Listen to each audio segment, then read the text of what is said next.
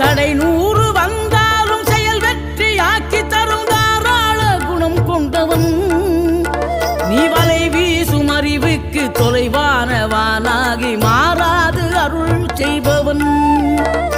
தீராத காதலோடு திருவடியை தொழுபவர்க்கு திரவியமே தருகின்றவன்.